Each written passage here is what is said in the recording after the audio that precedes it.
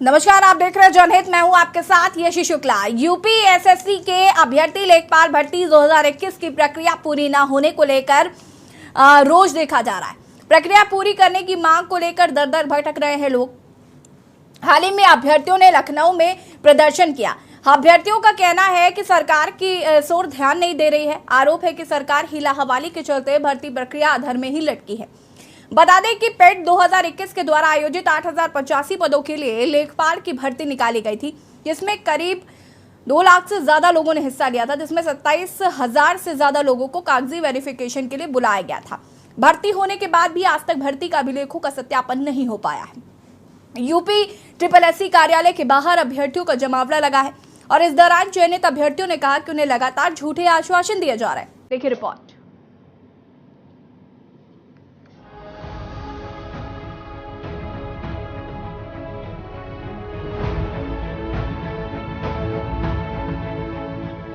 अभ्यर्थियों में आप ये जो रोष देख रहे हैं, ये इनकी गहरी पीड़ा की बानगी है। ये तस्वीरें आक्रोशित अभ्यर्थियों की लखनऊ में पिकअप भवन स्थित यूपी SSC कार्यालय का घेराव करने के दौरान की हैं। बता दें कि अभ्यर्थियों ने सोमवार को प्रदर्शन किया था। इस दौरान सैकड़ों की संख्या में अभ्यर्थियों ने 2021 लेखपाल भर्ती पूरी करो का नारा लगाते हुए अपनी मांगों को लेकर विरोध जताया। विभूति खंड के पिकअप भवन पर अभ्यर्थियों का जमावड़ा लगा। मामला ये है कि सब 3 साल की भर्ती लटकी पड़ी हुई है। बार बार आते हैं, आश्वासन मिलता है कि अगले महीने पूरा होगा, अगले महीने पूरा होगा। सर हम लोग घर वालों को जवाब नहीं दे पा रहे हैं। सर हर महीने हम बोलते हैं तो वो लोग उनको, अब घर वालों को भी लगता है कि हम लोग झूठ बोल रहे हैं, उनको रोक रहे हैं, लेकिन हमें यहाँ से आश्वासन नहीं मिल रहा है क्लियर कि भर्ती कब होगी, डीवी नोटिस कब जारी होगी, डीवी कब होगी। सर बार बार बस भागना पड़ रहा है। अब घर पे भी नहीं जाने का मन करता है कि क्या लेके जाएं, कोई क्लियर हमें रिस्पॉन्स ही नहीं मिल रहा है कि अभी भर्ती होनी है, कब होगी। ये यूपी SSSC आयोग द्वारा 2021 में लेखपाल भर्ती के लिए PET कराया गया, जिसको एक तरह से प्रिलिमिनरी एग्जाम बोलते हैं उसको। और प्री से लेके मेंस तक एग्जाम होने में लगभग 3 साल पूरे हो चुके हैं। अभी ये केवल उसका DV रिजल्ट निकालना है और DV रिजल्ट निकालने में भी 3 महीने पूरे हो चुके हैं। अभी तक कोई भी DV नोटिस या उससे रिलेटेड कोई भी जानकारी आयोग द्वारा नहीं दी जा रही है। बच्चे केवल बस पेपर देते रहेंगे और इसी तरह परेशान लगातार होते रहे 3 साल से। बाकी अभी रिजल्ट का कोई फाइनल परिणाम का कोई समय पता ही नहीं कब क्या हो रहा है। बता दें कि सचिव स्तर की वार्ता के बाद अभ्यर्थियों ने कहा कि इस बार भी कोई उचित निर्णय नहीं लिया गया। उन्होंने आरोप लगाते हुए कहा कि वार्ता के लिए अधिकारी बुलाते हैं और नंबर काटने और रिजल्ट ना जारी करने को लेकर डराते धमकाते हैं। मई में रिजल्ट आया है हम लोगों का, 3 महीने हो गए, जबकि आयोग 15 दिन बाद निकाल के DV कराना शुरू कर देता है। हम लोग 3 महीने से भटक रहे हैं। सचिव के पास मिलते हैं, वो हमें आश्वासन देते हैं कि नेक्स्ट मंथ। आज हम लोग 3 महीने के बाद फिर से इकट्ठा हुए हैं सचिव से अपनी एक फिक्स डेट लेने के लिए कि हम लोग का आगे भविष्य क्या है, कब तक हमारे लोगों की वैकेंसी फाइनल होगी और कब तक हम लोग ऐसे अधर में लटके रहेंगे। हम लोग के माँ बाप सवाल पूछते हैं और समाज में निकलने के लिए जो ठोस जरूरी है बेरोजगार बच्चों के लिए कि एक नौकरी हो, अपनी प्रतिष्ठा के साथ जी सके, उसके लिए हम लोग बहुत बेचैन रहते हैं और कोई ठोस जवाब नहीं मिलता हम लोग। यूपी SSSC के अभ्यर्थियों का कहना है कि 2021 लेखपाल भर्ती की ओर सरकार जरा भी ध्यान नहीं दे रही है।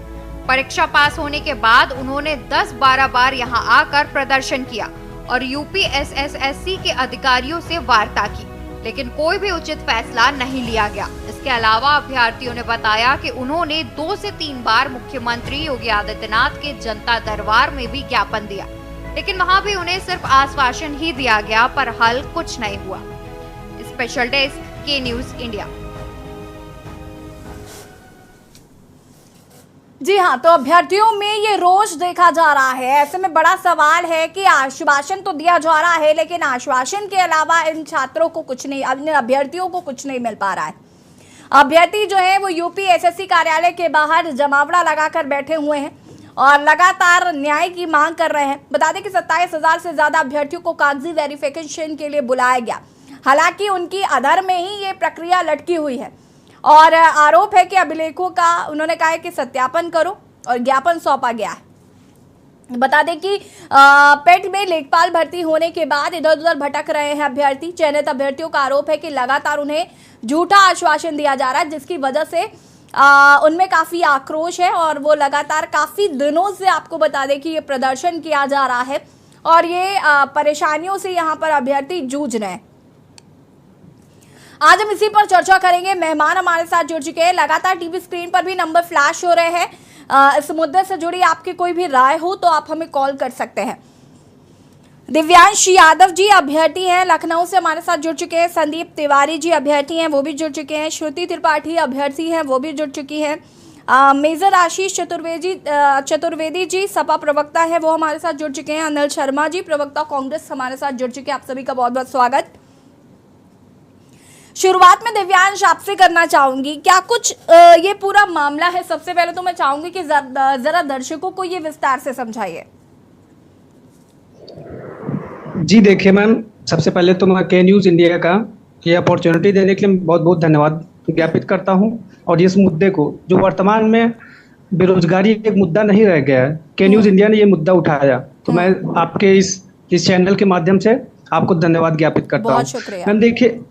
मैम देखिए UP-SSC उत्तर प्रदेश अधीनस्थ सेवा चयन आयोग ये ग्रुप सी और ग्रुप डी की भर्तियां कराता है। तो हुआ क्या, सन 2020 में भर्तियों को कुछ दिनों के लिए रोका गया और बताया गया कि हम PET प्रारंभिक पात्रता परीक्षा इसको मैं लागू कर रहा हूँ, आयोग द्वारा लागू किया गया। तो उसका ये था कि ये प्री परीक्षा है, जो इसमें क्वालिफाई होगा वो आगे की मेंस की परीक्षा होगी। जैसे मेंस लेखपाल हो गया या JEE हो गया या लोअर PCS हो गई, EO की वैकेंसी होगी, मतलब सभी वैकेंसियों के लिए वो एलिजिबल रहेगा जो प्री क्वालिफाई करेगा। और 2021 में ही कैलेंडर जारी किया गया आयोग द्वारा और उसमें बताया गया कि नवंबर 2021 में ही लेखपाल की परीक्षा हो जाएगी। और फिर PET का आवेदन हुआ, PET का आवेदन जारी किया गया मई 2021 में। PET अर्थात प्री की परीक्षा मई 2021 में आवेदन हुआ और अक्टूबर में परिणाम आ जाता है। उस समय तक तो ठीक था। उसके बाद फिर जो नवंबर में परीक्षा प्रस्तावित थी लेखपाल की, वो आगे खिसक के उसका विज्ञापन ही जनवरी 2022 में आया। कैलेंडर में एक बार बताया गया कि नवंबर में होगी, फिर उसका विज्ञापन आता है जनवरी 2022 में। फिर परीक्षा होती है, परीक्षा डेट आती है, चुनाव बीतता है, परीक्षा डेट आती है। पहले परीक्षा आती है, परीक्षा डेट दी जाती है 19 जून को, जिसे फिर अपरिहार्य कारणों से आयोग रद्द कर देता है। फिर दूसरी डेट दी जाती है 24 जून के आसपास, उसे भी रद्द प्रस्तावित थी, उसे भी रद्द किया गया। फिर करते करते 31 जुलाई 2022 को परीक्षा सकुशल संपन्न हो गई। परीक्षा में कुल 2,47,000 अभ्यर्थी एलिजिबल थे जो प्री पास हुए थे, उसमें से सिर्फ 2,12,000 अभ्यर्थी बैठे। फिर और ये 31 जुलाई 2022 को परीक्षा पूर्ण हो चुकी थी। इसके बाद आयोग अब इसमें इतने महारथी लोग आयोग में बैठे हैं, मैं क्या बताऊं कि विवादित प्रश्न क्यों डाले जाते हैं।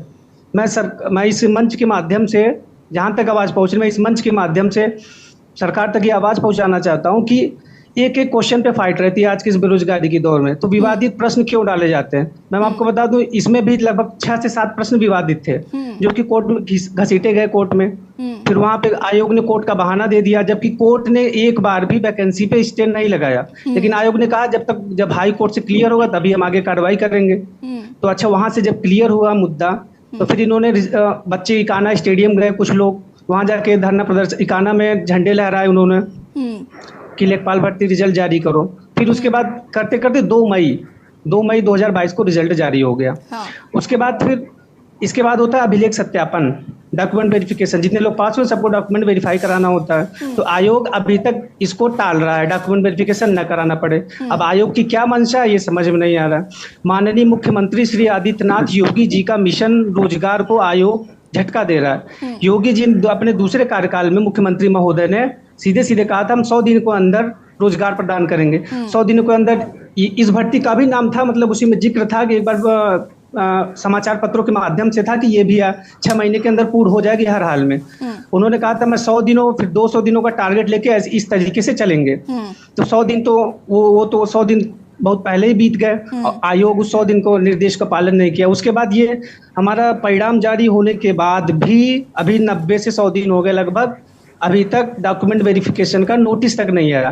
और मैं बता दूं 27,000 अभ्यर्थी हैं। आयोग जिस हिसाब से डॉक्यूमेंट वेरीफाई कराता है, ये जो 27,000 अभ्यर्थी हैं ये चयनित अभ्यर्थी हैं। ये 27,000 डॉक्यूमेंट वेरिफिकेशन में चयनित हुए हैं। और इसके आगे की जो प्रोसेसिंग है वो नहीं हो रही है। हाँ, इसके आगे की प्रोसेसिंग नहीं हो रही है, रोकी गई है। अब क्यों रोकी गई है? आयोग अभी तक आयोग कब कुछ नहीं कहता था, एक बार भी कुछ नहीं कहता था आयोग अभी तक। जब जाते थे, हाँ चलो आगे करा देंगे, इसके बाद करा देंगे। कभी कहते थे जेई 2018 की भर्ती अटकी हुई है, उन लोग के बाद तुम्हारा कराएंगे। अब बताइए, जेई 18 की भर्ती अभी तक लटकी है, उसमें अभ्यर्थियों की क्या गलती?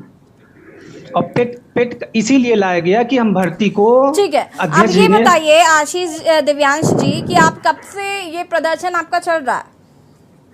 मैम, ये समय समय पे हम लोग अभ्यर्थी मिलने चले जाते हैं, कुछ लोग जाते रहते हैं। चलिए वापस आती हूँ दिव्यांश जी, मैं वापस आऊंगी आपके पास।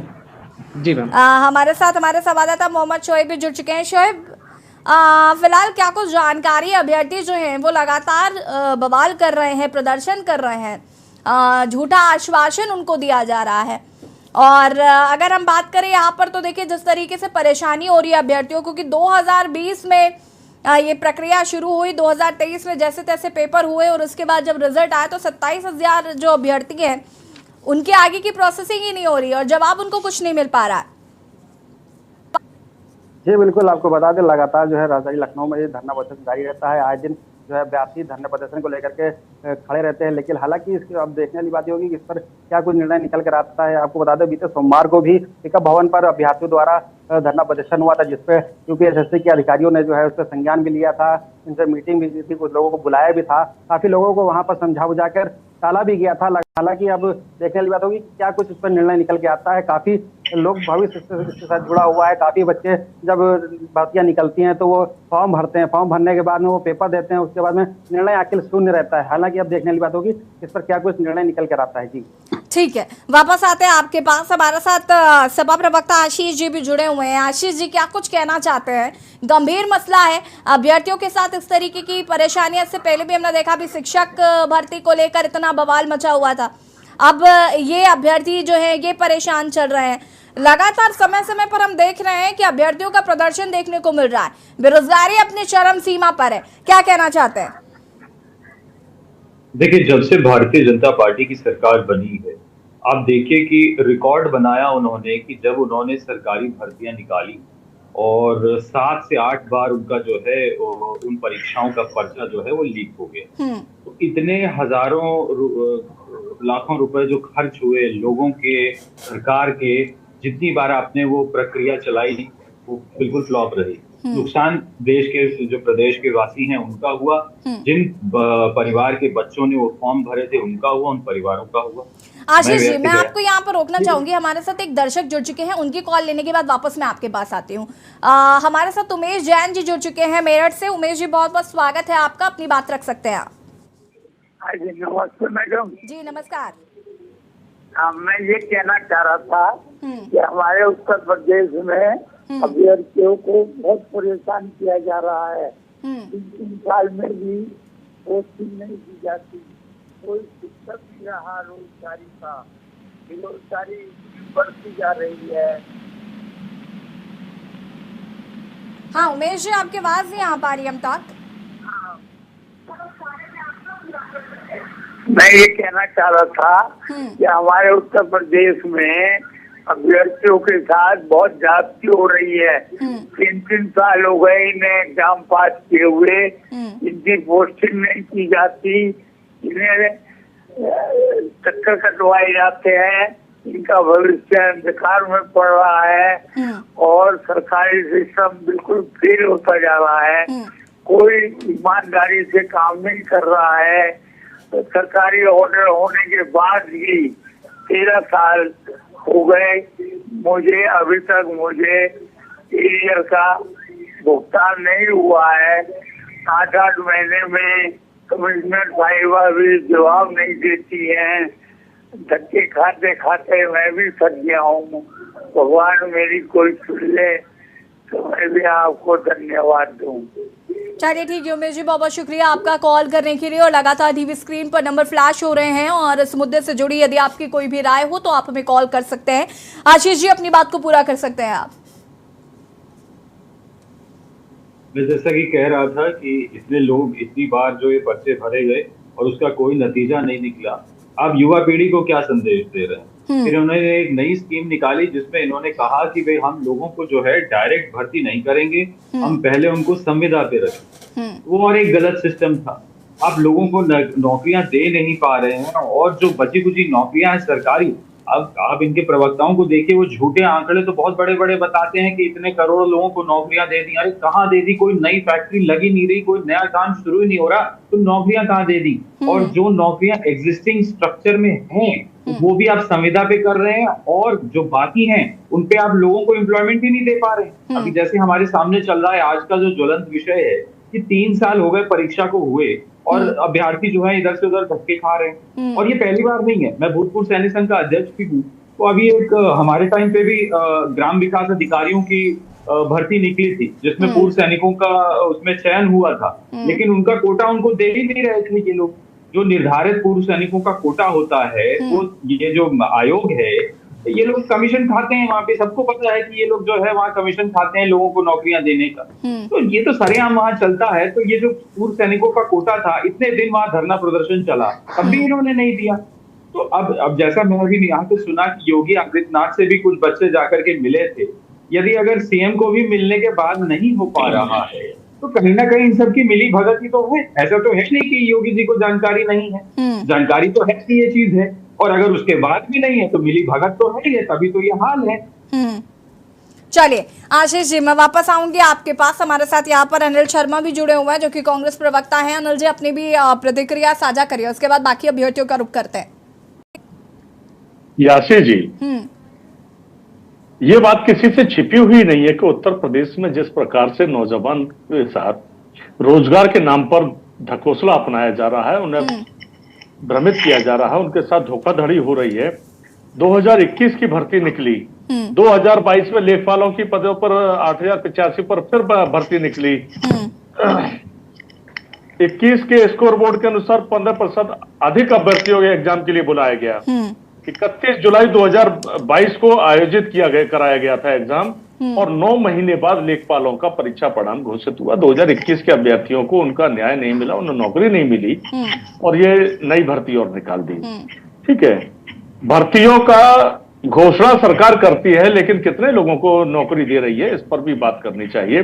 भारतीय जनता पार्टी के प्रवक्ता जब भी इस तरह की मूलभूत समस्याएं होती हैं और ज्वलंत मुद्दे होते हैं जहां वो उन पर जवाब नहीं बनते, वो डिबेट से भाग खड़े होते हैं या डिबेट में आते नहीं है, तो उनकी नैतिक जिम्मेदारी बनती है कि उन्हें कम से कम ऐसी डिबेट में आना चाहिए और जनता को जवाब देना चाहिए कि आखिर ये सरकार कर क्या रही है। जितने नौजवान हैं, जो बालक हैं, जो नौकरी के लिए जो तलाश करते हैं, जब भर्तियां निकलती हैं ये अप्लाई करते हैं। कितने लोग एग्जाम देते हैं, एग्जाम के समय किस प्रकार की मशक्कत उनको उठानी पड़ती है। एकदम अचानक रात को निकलना, पूरी रात सड़कों पर भटकना, उसके बाद एग्जाम देना, फिर उनके लिए यातायात का साधन सुलभ नहीं होता, फिर वो भागते हैं नौकरी के लिए, अपने घरों पर भागते हैं, फिर इंतजार करते हैं। और उस वक्त भी जब एक बात बहुत अलग बात है कि अधिकारी इनको, जब ये लोग बच्चे मिलते हैं, डॉक्यूमेंट वेरिफिकेशन अभी तक नहीं हो पा रहा। आखिर ऐसी कौन सी व्यवस्था है जो ये डॉक्यूमेंट का वेरिफिकेशन नहीं कराना चाहते? या तो ये नौकरी देना नहीं चाहते, और नौकरी देना चाहते हैं तो वेरिफिकेशन क्यों नहीं कराते?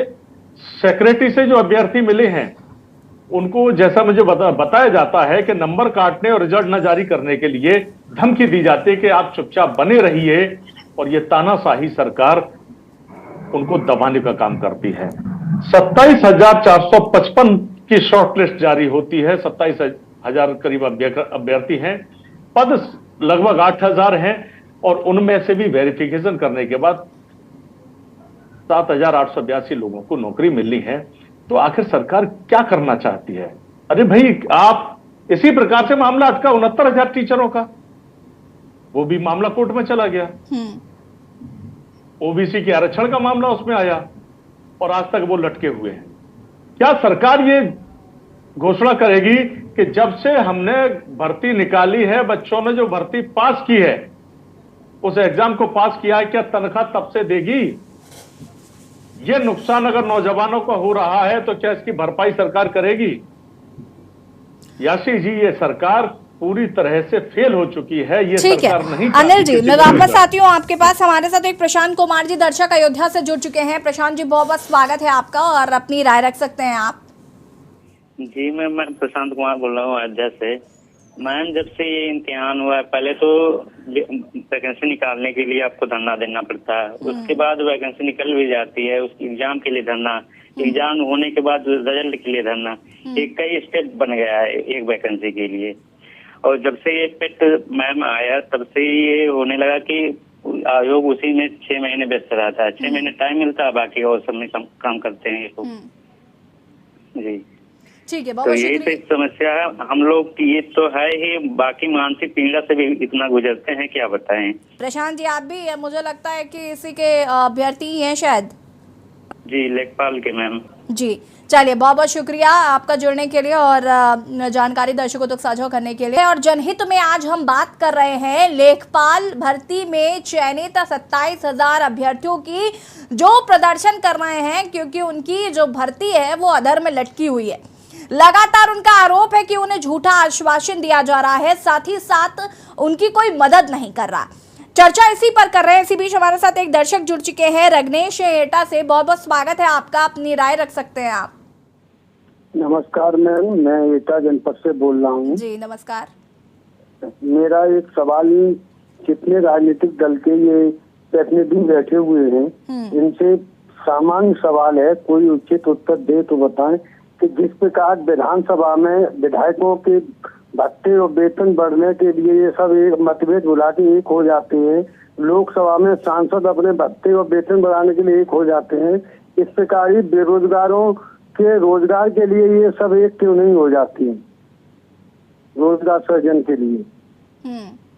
आज तक आपने कहीं देखा कि भत्ते बढ़ाने के पीछे विपक्ष सत्ता पक्ष से भिड़ा हो कि हमें भत्ते बढ़े हुए नहीं चाहिए? ठीक है, ये कांग्रेस के नेताओं इनसे मेरा प्रश्न है। बहुत बहुत शुक्रिया आपका, तमाम हमारे दर्शकों को अपनी बात बताने के लिए बहुत बहुत शुक्रिया आपका। लगातार टीवी स्क्रीन पर नंबर फ्लैश हो रहे हैं, आप हमें कॉल कर सकते हैं इस मुद्दे से जुड़ी यदि आपकी कोई भी राय हो। आशीष जी, प्रश्न सुना आपने, दर्शकों का ये सवाल है कि इस मुद्दे पर आप एकजुट क्यों नहीं होते रोजगार सृजन के लिए? हम लोग तो पूरी तरह इसके लिए हम लोगों ने प्रयास पहले भी किए हैं, अब भी कर रहे हैं, अब मांग उठा रहे हैं। अब हमारी सरकार नहीं है, लेकिन जब हमारी सरकार थी, अभी देखिए जिन शिक्षकों की बात कर रहे हैं, उन शिक्षकों के लिए रोजगार उपलब्ध कराना, बाकी युवाओं को जो भत्ता मिलता था वो देना, बाकी आप जो युवा थे उनको लैपटॉप दिए गए। लोगों को लग रहा था लैपटॉप देने से क्या होगा, लैपटॉप अगर एक परिवार में पहुंचता है तो वो पूरा परिवार शिक्षित होता है, ये समझ होनी चाहिए। अगर एक घर में लैपटॉप पहुंचेगा तो लोग वहां कम से कम इंटरनेट के जरिए उस पर पूरा परिवार जो है उससे शिक्षित होता है, ज्यादा अवेयरनेस होती है, ज्यादा चीजें उनको पता चलती हैं। एक लैपटॉप पहुंचने से बहुत सा फायदा होता है। तो ये हमारी सोच थी, हम लोगों को, युवाओं को आगे बढ़ाना चाहते थे, ये हमारी सोच थी। वहीं भारतीय जनता पार्टी आगे धार्मिक मुद्दे लेकर के आगे हिंदू बचाओ हिंदुत्व बचाओ, और उसमें सब लोगों ने जो है कहीं ना कहीं बहकावे में आकर के वोट दिए, और आज नतीजा सामने है। उत्तर प्रदेश और गुजरात के चुनाव को आप छोड़ दीजिए तो भारतीय जनता पार्टी हिंदुस्तान में हुए सारे विधानसभा चुनाव हार चुकी है, सारे। 2 जगह उन्होंने छल कपट की सरकार जरूर बना ली, लेकिन सारे चुनाव वो हार गई, और आने वाले समय में कोई उत्तर प्रदेश और गुजरात से भी चली जाएगी, क्योंकि जो वो कर रही है उसका नतीजा पब्लिक जो है उनको आने वाले चुनाव में अब जवाब देगी। ठीक है, श्रुति जी हमारे साथ जुड़े हुए हैं। श्रुति जी, माफी चाहूंगी कि काफी देरी से आपके पास आ रही हूँ, काफी इंतजार आपको करना पड़ा। मैं आपसे जानना चाहती हूँ कि लगातार प्रदर्शन किया जा रहा है आप लोगों द्वारा, मैंने आपको देखा कि आप फ्रंट फुट पर थी प्रदर्शन में, और जिस तरीके से झूठा आश्वासन आरोप है आपका कि दिया जा रहा है, वो आश्वासन क्या है? सबसे पहले तो मैं ये चाहूंगी कि जरा वो भी दर्शकों को बता दीजिए कि क्या आश्वासन दिया जा रहा है। लगातार आप प्रदर्शन कर रहे हैं, समय समय पर प्रदर्शन कर रहे हैं। अभी आशीष जी बता रहे थे कि आप लोग मुख्यमंत्री योगी आदित्यनाथ से भी आपका एक डेलीगेशन मिलकर आया है, क्या उनकी तरफ से आश्वासन था? मैम जब भी हमारी भर्ती के बच्चे आयोग जाते हैं मिलने, जब भी किसी पार्टी के जो भी नेता होते हैं, जो भी विधायक होते हैं, हम उनसे मिलने जाते हैं, पहली बात तो हम लोग को सबसे जो बात का आश्वासन दिया जाता है कि हम आपकी बात रखेंगे या आपकी भर्ती पे काम चल रहा है। और सब जो आयोग के सचिव जी हैं वो हम लोग से हर महीने कह देते हैं, मई में इसका रिजल्ट आया था 2 मई को, पूरा मई महीना बाकी था। तब उसके बाद जब जून में बच्चे गए तो उन्होंने कह दिया कि 10 जुलाई के आसपास आपका हम लोग डॉक्यूमेंट वेरिफिकेशन करा लेंगे। जब जुलाई में बच्चे जाते हैं तो वो कह देते हैं कि हम अगस्त में करा लेंगे। और अभी जो बच्चे सोमवार को मिलके आए हैं तो वो ये कह रहे हैं कि हम सितंबर में करा लेंगे। तो सचिव जी की बातों में विश्वास किया बिल्कुल नहीं जा सकता है, क्योंकि वो हर मंथ मुझे लगता है कि वो केवल समय पास करने के लिए कि किसी तरह ये साल बीत जाए। मुझे नहीं लगता कि उनकी मंशा हम लोग को रोजगार देने की ही है। वो अगर 27,000 बच्चों का डॉक्यूमेंट वेरिफिकेशन कराने में उनको इतनी दिक्कत हो रही है, तो ये जो पीटी परीक्षा लाए थे, प्रारंभिक पात्रता परीक्षा 2021 में, जिसमें से 21 लाख बच्चों ने 2021 में परीक्षा दी थी, 35 लाख बच्चों ने 2022 में परीक्षा दी और 2023 का पीटी भी ये ला गए। ये इतने 40 लाख बच्चों की परीक्षा टाइम पे करा लेते हैं, उसका रिजल्ट ये 3 महीने में करा देते हैं। क्यों? क्योंकि उससे इनको डायरेक्ट रोजगार नहीं देना है। वो एक आंकड़ा है जो इनको अपने अखबारों में छापने के काम आएगा। जब चुनाव आएंगे तो उसको मीडिया के थ्रू या अपने भाषणों के थ्रू प्रचार करने में वो काम आएगा। लेकिन उस पीटी के जरिए कितनी भर्ती भरी गई वो इनसे पूछा जाए तो इनका कोई भी, जो भी इनके मंत्री हैं, जो भी योगी जी से भी हम बच्चे मिले या हम लोग के पास, मैम हम लोग इतने समर्थ नहीं होते, हम लोग आयोग के पास जाके अपनी गुहार लगा सकते हैं। और पहली बात तो जो भी इनके मंत्री हैं वो हम लोग को मिलने का बिल्कुल भी समय नहीं देते। हम लोग उनसे, जैसे हम लोग को एक साल पढ़ाई करो, मेहनत करो, हर एग्जाम की सब कुछ करो, उसके बाद मैम हम लोग को अपनी जॉब पाने के लिए ऐसा लगता है कि हम लोग को उनके आगे हाथ गिड़गिड़ाने पड़ते हैं कि हमारी बात सुन लीजिए। मतलब अगर देश को जो सबसे ज्वलंत मुद्दा है बेरोजगारी, उस पर ये सरकार बिल्कुल बात नहीं करना चाहती है, ना ही सुनना चाहती है। केवल जो पीटी परीक्षा है वो उसका परसों नोटिफिकेशन आ गया कि इस साल भी पीटी नवंबर तक वो करा लेंगे और जनवरी तक रिजल्ट दे देंगे।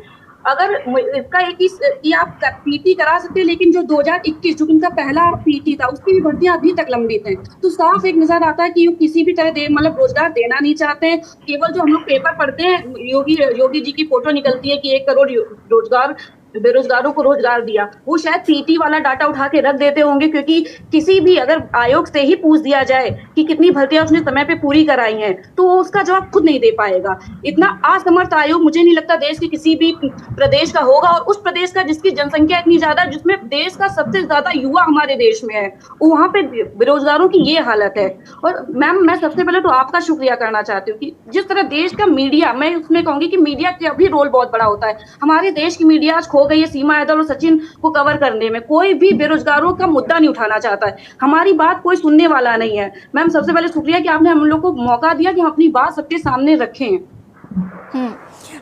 शोएब, अगर मैं बात करूं इनके आश्वासन की, तो देखिए इनको आश्वासन लगातार दिया जा रहा है। क्या आपकी कुछ बात हुई है जिम्मेदारों से, उनका क्या कुछ कहना है?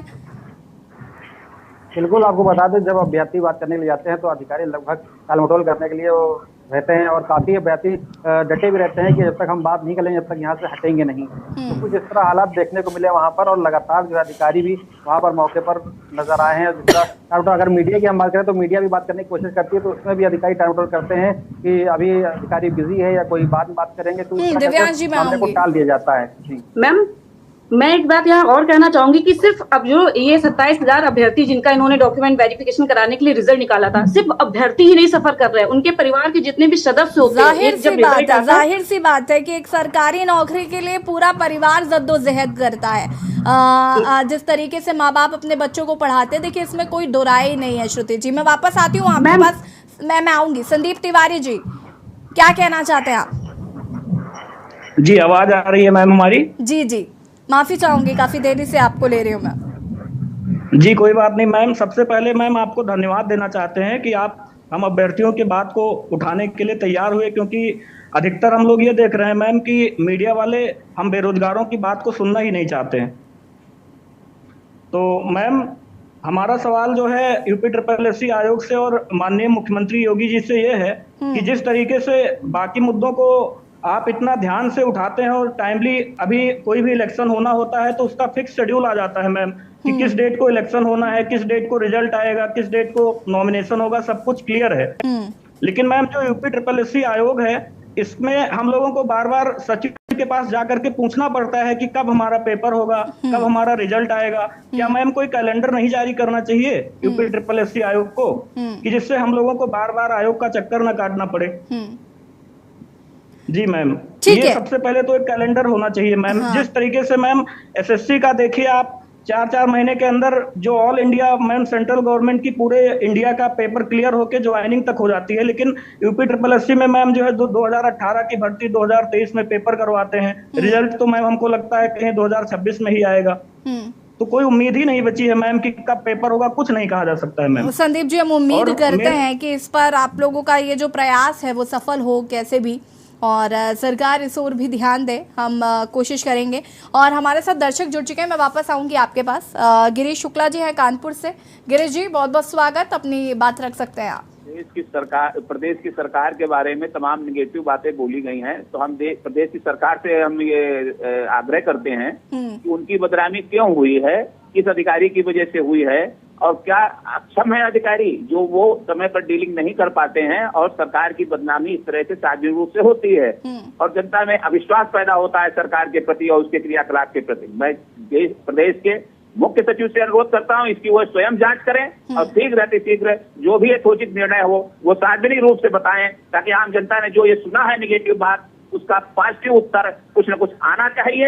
अन्यथा ये माना जाएगा कि सरकार जिस तरह ये लोग आपके ऊपर आक्षेप लगा रहे हैं वो सही है। आप इस रिजल्ट को तुरंत डिक्लेयर कराएं। हम जो भी चीफ सिक्योरिटी महोदय सुन रहे हैं तो वो इस बात की विशेष व्यवस्था करें, क्योंकि नेताओं के पास कोई टाइम नहीं है। आखिर वो प्रदेश के प्रमुख हैं, तो वो खुद इस पे इंटरेस्ट लेकर के इसका निर्णय शीघ्र करा के बच्चों को शांति प्रदान करें। धन्यवाद। बहुत बहुत शुक्रिया कॉल करने के लिए। हमारे साथ प्रशांत कुमार गुरुग्राम से जुड़ चुके हैं। प्रशांत जी, बहुत बहुत स्वागत है और अपनी बात रख सकते हैं आप। अजय हमारे साथ जुड़े हुए हैं गुरुग्राम से। अजय जी, बहुत बहुत स्वागत है, अपना प्रश्न अपनी बात रख सकते हैं आप। चलिए ठीक है, संपर्क टूट गया, आप हमें फिर से संपर्क कर सकते हैं। लगातार टीवी स्क्रीन पर नंबर फ्लैश हो रहा है। इस मुद्दे से जुड़ी यदि आपकी कोई भी राय हो आप हमें कॉल कर सकते हैं। दिव्यांश जी, अपनी बात को पूरा करिए। जी मैम, आपको मैं बता दूं कि राजस्व विभाग माननीय मुख्यमंत्री श्री आदित्यनाथ योगी जी के अंडर में ही आता है। और मैं आपको एक डॉक्यूमेंट दिखाता हूं, तो मुझे बड़ा किया जाए स्क्रीन पे। दिव्यांश जी को पूरी स्क्रीन पे ले लीजिए प्लीज।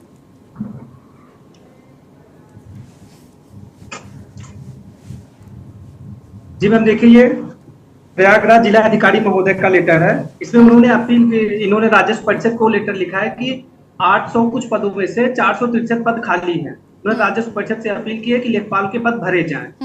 अब 863 में से 400 प्लस पद खाली है। ये प्रयागराज जिलाधिकारी का ऑफिशियल लेटर है मैम।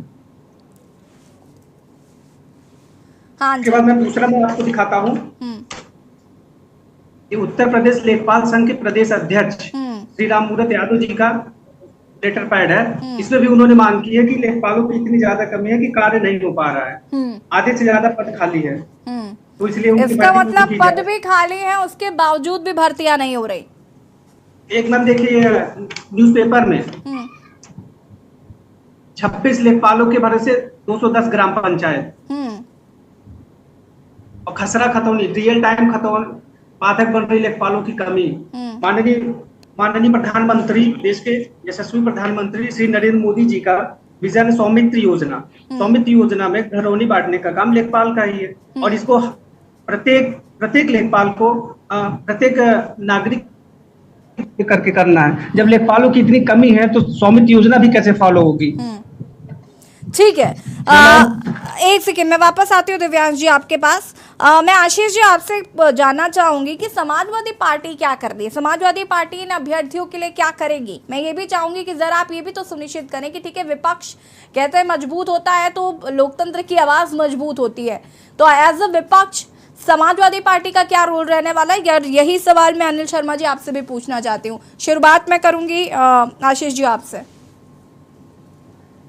देखिए, बहुत ही गंभीर विषय है और हम लोग समय समय पे जो भी हम लोगों के संज्ञान में विषय आता है उसको हम लोग विधानसभा में, और जब विधानसभा में हम लोगों की बात नहीं सुनी जाती है तो हम लोग भी उस पे जो है सड़कों पे उसके लिए आवाज उठाते हैं, जैसे हमेशा पहले उठाते आए हैं।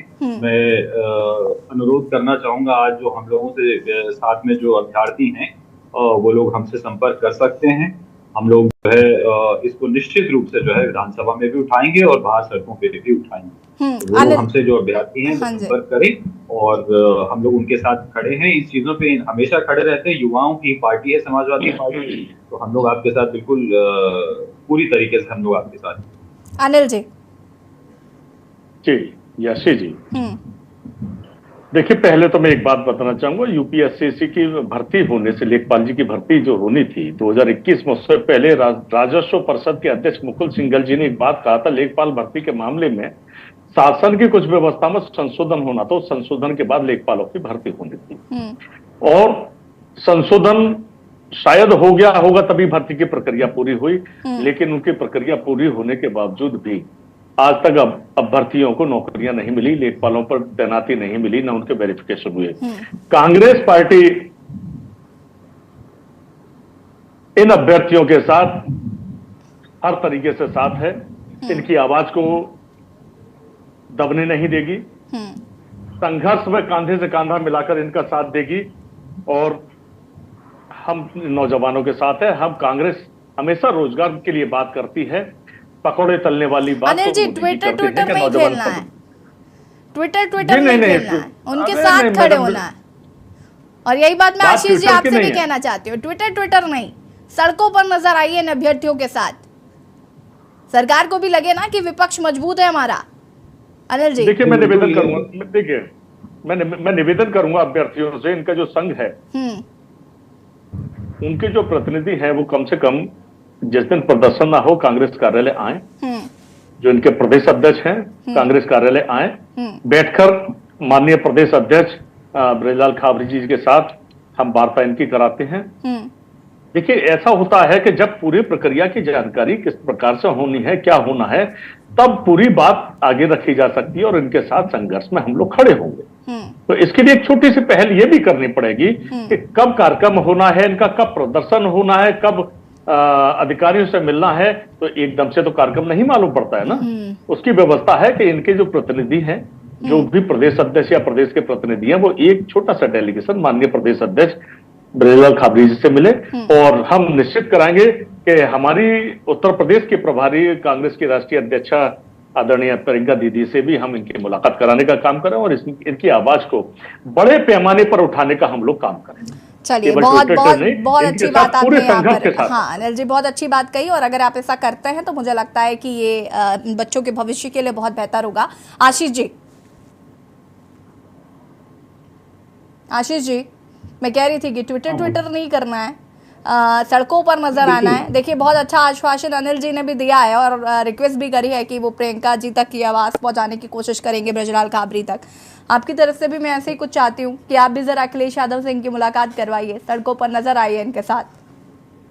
नहीं बिल्कुल, और मैं तो चाहूंगा अभी अगर मुझे बता सके कि कब किस तारीख को कितने बजे ये लोग वहाँ पे पिकअप पे जो है दोबारा प्रदर्शन करने वाले हैं, तो डेलीगेशन कोई ना कोई वहां जरूर आएगा, नहीं तो मैं स्वयं आऊंगा और इनके साथ चल करके जो है उनके जो SSSC के जो वहाँ पे सेक्रेटरी हैं उनके साथ चल करके वार्ता करेंगे और अखिलेश जी से भी इनकी मुलाकात कराएंगे। निश्चित रूप से हम प्रयास करेंगे, लेकिन ये हमको टाइम बता दें कि किस दिन ये अब नेक्स्ट जो है वहाँ पे धरना प्रदर्शन करने वाले, किस दिन करने वाले। ठीक है दिव्यांश जी जवाब देंगे।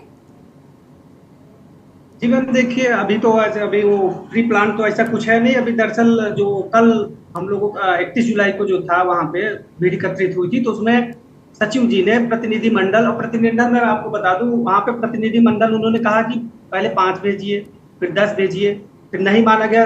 बच्चे आ रहे थे कि नहीं सर नीचे आइए, नीचे बात करिए, सभी अभ्यर्थियों से बात करिए। तो बाद में उन्होंने तय किया नहीं 15 हम लेंगे। 15 लेते समय वहाँ के पुलिस अधिकारियों ने चुन के जो बोल सकते थे, जो आवाज उठा सकते थे, उन्हें रोक दिया गया। 3 से 4 लोगों को जो आवाज उठा सकते थे। उसके बाद वहाँ के अधिकारियों का ये रवैया था, मीडिया कर्मी के, एक मीडिया कर्मी थे हमारे भाई, उन्होंने उनका माइक कैमरा छीनने की कोशिश की गई, उनको डराया धमकाया कि हाँ उनका वो फोटो ले रहे थे, उनका ID कार्ड का।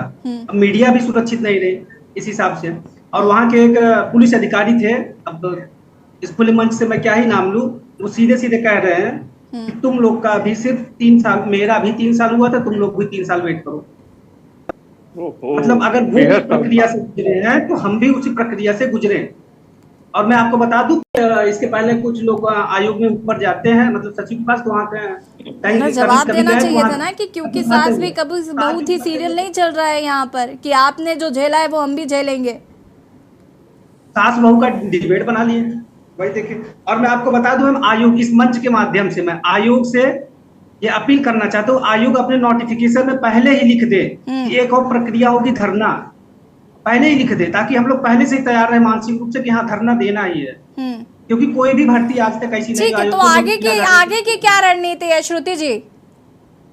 जी मैम, हम लोग आगे जो भी अभी आयोग से हम लोग मिलके आए थे, बच्चे जो भी गए थे, तो उन्होंने यही कह दिया है कि हम देखते हैं, सुप्रीम कोर्ट में भी चल रहा है, उसके बाद हम देखेंगे, सोचेंगे कि हम सितंबर में स्टार्ट करा दें। तो मैम जैसे उन्होंने सोचेंगे और देखेंगे का एक शब्द लिया, तो वहीं से उनकी मंशा साफ नजर आ जाती है कि वो सितंबर में भी डॉक्यूमेंट वेरिफिकेशन नहीं कराने वाले हैं।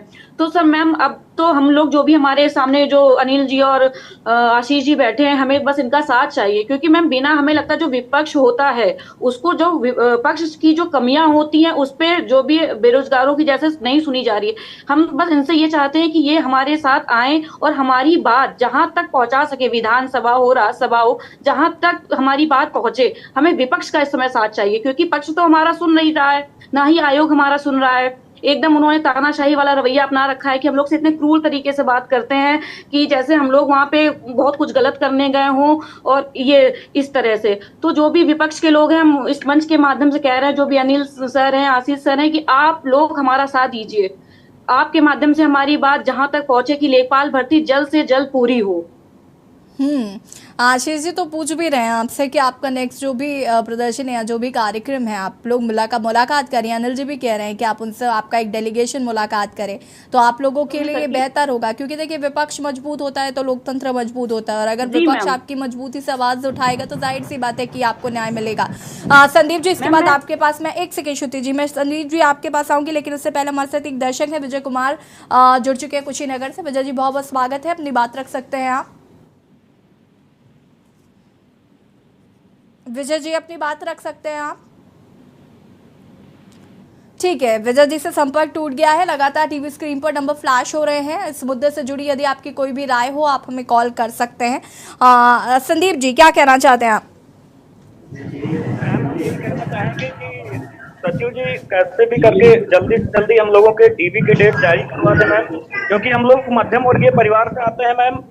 क्योंकि जब घर में लोग माता पिता पूछते हैं और आस पड़ोस के लोग जो रिश्तेदार लोग हैं वो पूछते हैं कि क्या हुआ आपका लेखपाल का, तो हम लोग जवाब ही नहीं दे पाते हैं मैम कि क्या हुआ और क्या बताएं हम लोग उनको बार बार कि क्योंकि सचिव जी बताते हैं जुलाई में होगा, फिर जुलाई में जाने पे अगस्त में होगा, तो इस तरीके से हम घर वालों को तो नहीं बता सकते हैं ना मैम। हम लोगों की व्यथा सिर्फ हम ही लोग झेल रहे हैं मैम, इसलिए मानसिक अवसाद से गुजर रहे हैं। और यही एक रिक्वेस्ट है सचिव जी से और माननीय मुख्यमंत्री जी पर पूरा विश्वास है कि वो शायद अगर संज्ञान में लेंगे तो हम लोगों का कल्याण जरूर हो जाएगा मैम। श्रुति जी अपनी बात को पूरा कर सकते हैं आप।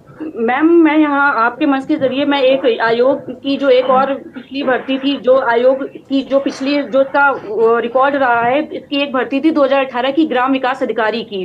अगर यहाँ पे किसी को याद हो तो 2018 की मैम वो भर्ती थी, उसका पेपर दिसंबर 2018 में हुआ था। उसके लिए भी मैम हम लोग ने बहुत धरने किए थे। 8 महीने बाद रिजल्ट आया 28 अगस्त 2019 को। उसमें भी मैम सेम यही रवैया था कि डॉक्यूमेंट वेरिफिकेशन नहीं हो रहा था। उसके लिए हम लोग ने 8-10 धरने दिए। फिर मैम उन्होंने डेट निकालना चालू की, फिर कोरोना टाइम आ गया। कोरोना टाइम के बाद मैम उन्होंने दे दिया कि कोरोना के बाद हम लोग कराएंगे, 6-7 महीने बाद उन्होंने। उसके बाद मैम हम लोग जब हर बार भर्ती का वेट करते रहे मैम, मैं ये बात सामने रखना चाहती हूँ, उसमें मेरे पापा भी बहुत इंतजार कर रहे थे कि उनका एक सपना था कि मैं गवर्नमेंट जॉब पे मैम सेलेक्ट हो जाऊं। और जब ये कोरोना खत्म होता है उसके बाद वो एक नोटिस निकाल के कहते देते कि इस भर्ती में खामियां पाई गई। SIT गठित कर देते हैं, 8 महीने वो चलता है, 3 साल मैम ऐसे बर्बाद होते हैं सेलेक्ट होने के बावजूद, जो मेरे पूरे गली मोहल्ले सब में पता ही चल जाता है। उसके बाद मैम वो निकाल देते हैं कि इस भर्ती में खामियां की पाई जाती है, भर्ती रद्द की जाती है। मैम मैं उस भर्ती में सिलेक्टेड थी। उसके बाद मैम मेरे 2021 में मेरे पापा एक्सपायर हो जाते हैं, जो मुझे नहीं देख पाए। सरकारी नौकरी में चयनित होते हुए सिर्फ ये आयोग और सरकार के निकम्मेपन की वजह से। दूसरी बात, मैम उसके बाद 2022 में लेखपाल भर्ती आती है। फिर मैंने अपने आप को जैसे तैसे उन परिस्थितियों में संभाला कि पापा का सपना पूरा करना है, आगे करना है। लेखपाल भर्ती के लिए मैम मैंने पढ़ाई की, पेपर हुआ, उसके बाद मैम जब रिजल्ट आता है, हम लोग, मेरी मम्मी, ऐसा कोई दिन नहीं जाता जिस दिन यूट्यूब पे या किसी के जरिए कि हाँ पूछती ना हो कि डॉक्यूमेंट वेरिफिकेशन कब होगा। मैम ये हमारे साथ ही नहीं, सिर्फ हमारे परिवार के जज्बातों के साथ भी खेल रहे हैं। बिल्कुल, मैं वापस आऊंगी। शोएब, फिलहाल भर्ती बोर्ड की तरफ से क्या इस पर कोई रिएक्शन आया है कि आखिर न्याय कैसे मिलेगा इन अभ्यर्थियों को, और मुख्यमंत्री योगी आदित्यनाथ के संज्ञान में भी ये बात है? ये बिल्कुल, इनको अभ्यर्थी द्वारा जो मुख्यमंत्री योगी आदित्यनाथ से मुलाकात भी हुई थी, जिस पर आश्वासन देकर सभी को वापस भेजा गया था। आपको बता दें, यूपीएसएससी जो भी वहाँ के अधिकारी थे, जो भी लोग थे, उन सिर्फ अभ्यर्थियों को टाल मटोल करके वहाँ से भेज देते हैं। जब धरना प्रदर्शन की बात आती है, धरना होता है वहाँ पर, तो लगातार अधिकारी समझा बुझाकर वहाँ मौके से हटा देते हैं। अब देखने की बात होगी कि आखिर कब तक इन लोग का भविष्य के बारे में सोचा जाएगा, कब इन लोग की ड्यूटी ज्वाइन होगी, या फिर इन लोग को ऐसे ही आश्वासन देकर टाल दिया जाएगा। जी हाँ, और मैं अनिल जी का, माफ़ कीजिएगा, मैं यहाँ पर अनिल जी का रुक करना चाहूँगी। अनिल जी, अगर हम बात करें यहाँ पर, तो देखिए ऐसा नहीं है कि भर्तियाँ नहीं हैं या फिर पद खाली नहीं हैं, पद भरपूर खाली है। और अगर ईमानदारी से करना चाहें तो मुझे लगता है ये जो 27,000 चयनित अभ्यर्थी हैं ये सेट हो सकते हैं, लेकिन प्रॉब्लम ये है कि मंशा नहीं साफ है। याशी जी, उत्तर प्रदेश सरकार जिस प्रकार से तानाशाही रवैया अपनाए हुए, आपको याद होगा कई भर्तियों को ये कैंसिल कर चुके हैं। तो मुझे लगता है कि लास्ट पोजीशन ऐसी ना हो कि ये लेखपाल भर्ती को भी कैंसिल करने का काम करें। तो ये बहुत बड़ा धोखा नौजवानों के साथ कर रहे हैं, रोजगार के नाम पर धोखा दे रहे हैं। जब चुनाव आते तो बड़ी बड़ी घोषणा की जाती है, खाके तैयार होते हैं, लेकिन कितने लोगों को ये वास्तव में रोजगार दे रही है, इसकी क्लियरिटी नहीं है। रही बात इन अभ्यर्थियों लेखपालों के साथ की, तो मैं आपको बता दूं, हम कांग्रेस के लोग, सपा के लोग और टीम इंडिया के जो भी दल हैं, हम लोग एकजुटता के साथ इन बेरोजगारों के साथ खड़े हैं, इन नौजवानों के साथ खड़े हैं। और ये केवल बातें नहीं, मैंने पहले भी कहा, भी थोड़ी देर पहले, एक देखिए, मुलाकात जब होगी तो एक कार्यक्रम का रुख तय होता है। अब आप कार्यक्रम आकर अचानक से कर दीजिएगा, हम लोगों को सूचना ना हो, हमारे प्रदेश अध्यक्ष या अन्य नेतागण प्रदेश, क्योंकि देखिए चुनाव का समय 2024 का चल रहा है, सभी जगह अपने अपने चुनाव की तैयारी में सारे दल लगे हुए हैं। हमारा भी संविधान बचाओ संकल्प सभा के नाम से ब्लॉक और विधानसभा स्तरों पर हर जनपद में कार्यक्रम चल रहे हैं। माननीय प्रदेश अध्यक्ष जी भी दौरे पर हैं और कल के दिन सहारनपुर में होंगे। तो ऐसा है कि प्रदेश कार्यालय में या हमारे पास किसी भी प्रकार से यह सूचना इनकी हो कि हमारा एक प्रतिनिधिमंडल उस तारीख को मिलना चाहता है, तो अगर जैसे प्रदेश अध्यक्ष जी का कार्यक्रम कहीं और लगा होगा तो वो टाइमिंग सेट हो जाएगी, हम लोग बैठकर वार्ता कर लेंगे। तो प्रशासन को घेरने की जो तैयारी है उस हिसाब से हो सकेगी, है ना। नौजवानों को रोजगार मिलना चाहिए। दिव्यांग जी, आखिर कितने दिन तक इन लोगों को धोखा देती रहेगी सरकार? बिल्कुल दिव्यांग जी। और एक स्थिति यह आ जाती है कि कुछ अभ्यर्थी ऐसे होते हैं कि इंतजार करते करते ओवर एज हो जाते हैं। यहाँ की भर्ती आप कैंसिल कर दी, दूसरी भर्ती के लायक नहीं रहे, यही बड़ी समस्या। बेरोजगार क्या पकौड़े तलेगा, यही सरकार चाहती है। दिव्यांश जी, अनिल सर और आशीष सर को मैं बहुत बहुत धन्यवाद देता हूँ कि अगर आगे यदि भविष्य में कोई कार्यक्रम निर्धारित किया जाता है हम सभी बेरोजगारों द्वारा, तो आप लोग को सूचित किया जाएगा। बाकी मैं इस मंच के माध्यम से एक बात और बताना चाहता हूँ। आर्टिकल 21A हमारा संविधान 21A के तहत गरिमामय पूर्ण जीवन जीने का अधिकार दिया गया है और ये रोजगार भी गरिमामय पूर्ण जीवन जीने के अंतर्गत शामिल है। तो सीधे सीधे हमारे राइट टू हमारे मूल अधिकार का हनन हो रहा है, फंडामेंटल राइट का हनन हो रहा है। अब इस बात पे न तो कोर्ट स्वतः संज्ञान लेती है, न कोई सरकार संज्ञान ले रही है और वर्तमान में सरकार की मंशा क्या है अब वही जाने। बाकी UP-SSC equal to total dictatorship. मैं आपको कुछ भर्तियों का नाम गिनाना चाहता हूँ जो अभी भी पेंडिंग पड़ी हुई है। सिर्फ लेखपाल ही नहीं है, लेखपाल तो 21 पेट से आई बड़ी भर्ती जिसमें कहा गया था कि 3 महीने के अंदर सब कंप्लीट हो जाएगा। अब खैर 3 महीने का धीरे धीरे 1.5 साल तो पूरे हो गए, नोटिफिकेशन निकाले प्योर, बाकी प्रक्रिया के अंतर्गत 3 साल हो ही गए हैं। मैं बता दूं अभी ग्राम पंचायत अधिकारी 2018 वो तो चल ही रहा है। कंबाइंड टेक्नीशियन 2016 की भर्ती है। देखिए दिव्यांश जी, चूंकि वक्त की कमी है, लेकिन हम उम्मीद करते हैं कि आप अपने डेलीगेशन को लेकर जाएंगे और उनसे मुलाकात करेंगे, जो कि काफ़ी ज़्यादा जो विपक्ष का साथ मिलेगा तो मुझे लगता है आपकी स्थिति जो है वो भी मजबूत हो सकेगी। और बहुत बहुत शुक्रिया आप सभी का। दिव्यांश जी माफी चाहूंगी मैं, वक्त की कमी है। आप सभी का बहुत बहुत शुक्रिया चर्चा में शामिल होने के लिए। और जनहित में आज हम बात कर रहे थे जहां एक को लेखपाल भर्ती को लेकर जिस तरीके से प्रदर्शन चल रहा है अभ्यर्थियों का, उसको लेकर लगातार उन्हें आश्वासन दिया जा रहा है। हालांकि अभ्यर्थियों का ये कहना है कि उनको झूठा आश्वासन पिछले 1.5 साल से दिया जा रहा है, जिसको लेकर वो समय समय पर प्रदर्शन करते रहे। हालांकि देखना होगा कि सरकार इस ओर ध्यान आखिर कब देती है। जनहित में फिलहाल इतना ही। देखते रहिए के न्यूज़ इंडिया। नमस्कार।